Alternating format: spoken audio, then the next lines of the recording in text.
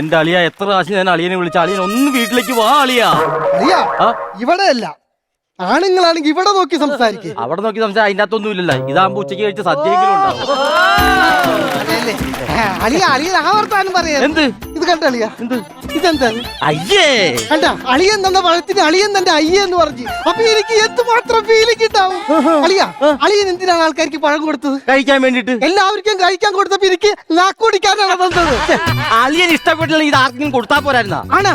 എന്നൊരു കാര്യം ചെയ്ത അളിയന്റെ അച്ഛനും കൊണ്ട് എന്ത് കാര്യത്തിന്? പുള്ളിക്കാരൻ അവിടെ ഫ്രീ ആയിട്ടിരിക്കല്ലേ, തയ്യാറൊരു റിബണും കെട്ടി ഇതിങ്ങനെ വെച്ചിട്ട് രവീന്ദ്രന്റെ ഫിഗർ ചെയ്യാൻ പറഞ്ഞു. അങ്ങോട്ടേക്ക് വാ, അവിടെ തത്ത പിണങ്ങിയിരിക്കുക. അതിനെ കൂട്ടിലിട്ട് വളർത്തിയാ പോരാ, പഴവും പാലും കൊടുക്കണം. ആ തത്തയല്ലെന്ന്, അളിയന്റെ ഭാര്യ തത്ത.